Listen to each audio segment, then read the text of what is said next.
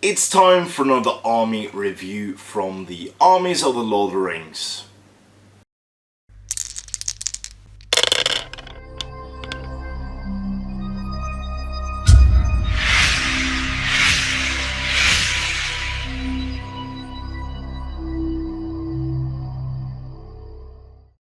Hello and welcome to yet another video here on the YouTube channel SDF Wargaming Studio. My name is Andreas the Norwegian Viking and this is my review of the Dead of Dunharrow.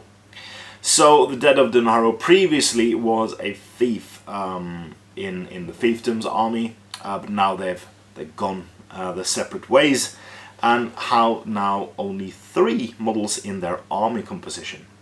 So this army may include the King of the Dead, Warriors of the Dead and the Riders of the Dead. Additional rules: Dead of Dunharrow army list is automatically impossible allies with any force that also doesn't include Aragorn. So their armor bonus is the dead do not suffer the living to pass. The King of the Dead gains the Harbinger of Evil special rule. Awesome! Additionally, warbands from this armor list that contains 8 or more models do not need a hero to be the captain of warband. Instead, one of the warrior models within the warband takes the role of the captain for the purposes of deployment. So now this means you can field a fully Dead of Dunharrow army without needing any other models. They don't need the captain. I do think the models are pretty darn good. So let's see what's changed. The King of the Dead. I don't think that has changed in points.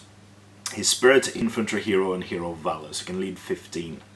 His move 6, fight 5, 4 plus shoot, 4 strength, defense 8, 2 attacks, so that's gone up by an attack point, wounds 2, courage 7, 1 might, 6 will, 3 fate.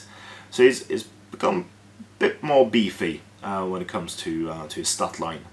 He carries armor and sword, he's got heroic actions, heroic march and heroic strike.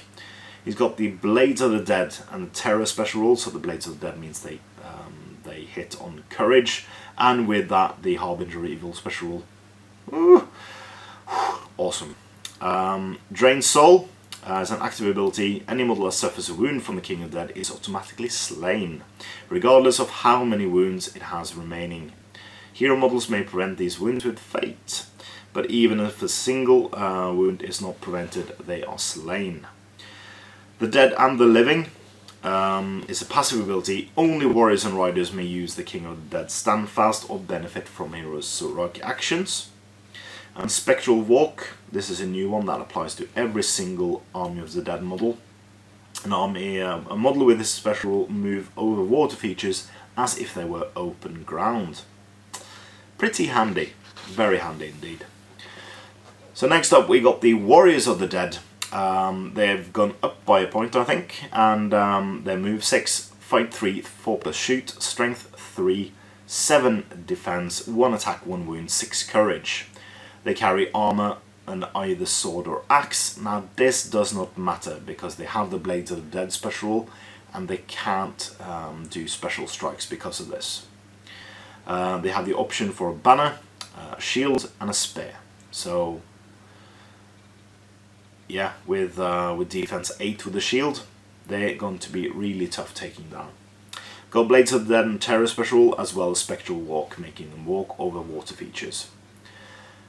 And lastly we have the Riders of the Dead, which have gone up by quite a massive amount of points, but there's a reason for that. Move 6, fight 3, 4 plus shoot, defense 8, strength 3, defense 8, 1 attack, 1 wound, and 6 courage. They got armor, sword, shield, and spectral steed. Now the spectral steed is a horse, so it's actually a horse. The horse is spirit, and it has a defense value of 6. So this might be one of the few mounts that has defense 6 in the game. I know the Eastling cataphract horses can gain 6 defense with the Gleaming Horde special rule, but defense 6 horses is really good. Really good. Got the Blades of the Dead Terror and Spectral Walk ability. So I think this army is pretty cool. I do think they need to ally with something, so that I do have the ability to ally with a couple of cool things. So here we are. So the Dead of Dunharrow can ally with the Ministerieth and the Rangers. So you can, so if they have Aragorn King, you can do that. If you have Aragorn in the Rangers, you can ally with that, and that gives you some shooting power as well as some additional troops that are cheaper than what you get. But yeah, it's going to be interesting what you can do with this army and how effective it is. It will be very effective against things like orcs, things like things that have low courage, and even with the low courage, things like elves will go down to courage 4, which means nothing with the strength 3, but for courage 4 models they go down to courage 3 with the king, and then you would win them on 4. So I think that's pretty good. So tell me in the comments what you think about this army, if you like it, do you not like it, how do you think taking an army of Dunharrow by itself will work? Have you tried it already? Tell us in the comments below. And while you're there, give us a thumbs up and subscribe to the channel. And please consider supporting SDF on Patreon using the link in the description below, as it is a fantastic way for you to support the channel and our efforts here at the studio. It gives us the monetary means to expand, improve, and give you more cool videos each and every day of the week. So if that's at all interesting for you, click the link in the description below and it'll take you there and see what rewards are available as well. But more importantly, support your hobby.